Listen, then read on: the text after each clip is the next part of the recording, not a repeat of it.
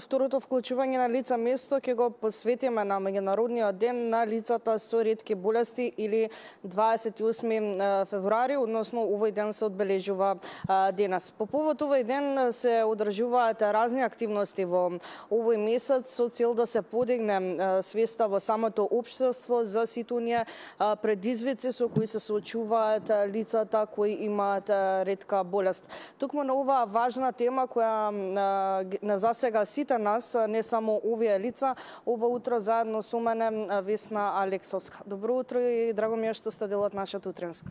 Добро утро, мило ми е што повторно ќе зборуваме за ретките болести. Многу зборуваме во февруари, ама знам да кажам дека никогаш не е доволно, па и цела година знаеме да зборуваме, затоа што често се соочуваме со најразлични проблеми. Никогаш не е доволно, но дали е доволен овој ден, меѓународни ден, колку прави разлика? Така, значи, овој ден е одбран, всушност 29 февруари е одбран за ден на ретки болести, затоа што е редок ден и се случува еднаш на 4 години, па затоа и е денот на ретки болести.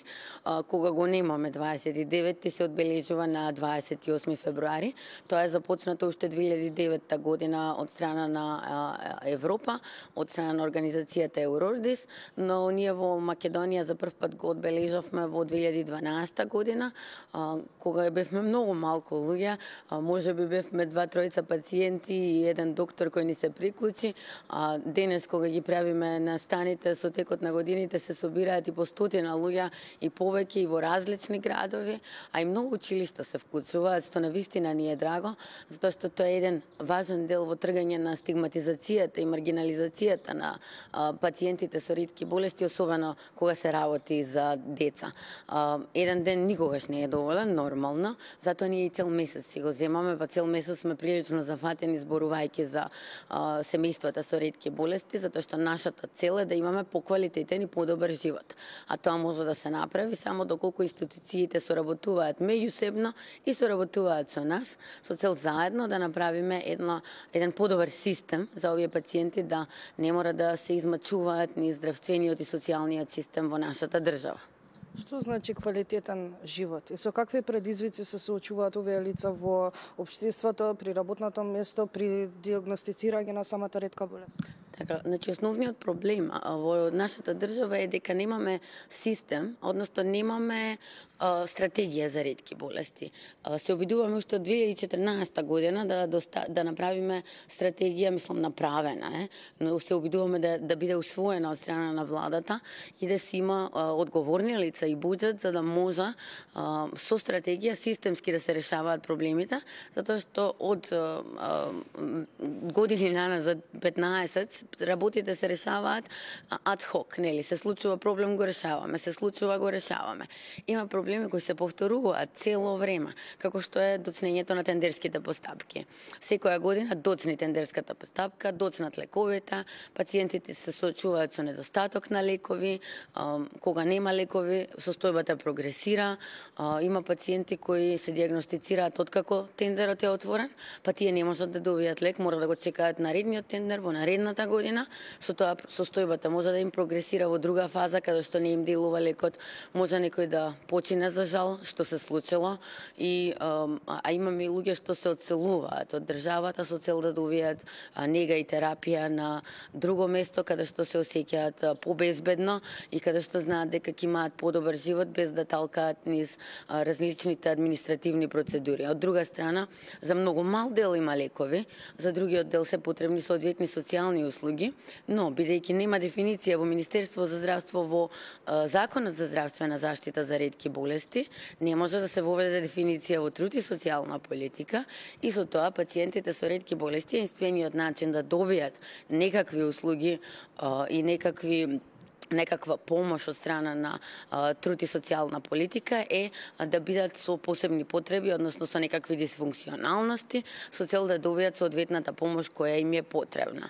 Од друга страна, морам да кажам дека е истоштувачки што пациентите секогаш мора да патуваат до Скопје и за контрола и за обични крвни анализи и за да подигнат терапија, и тоа навистина е многу исцрпувачко за семејствата, и психички, и физички, и финансиски.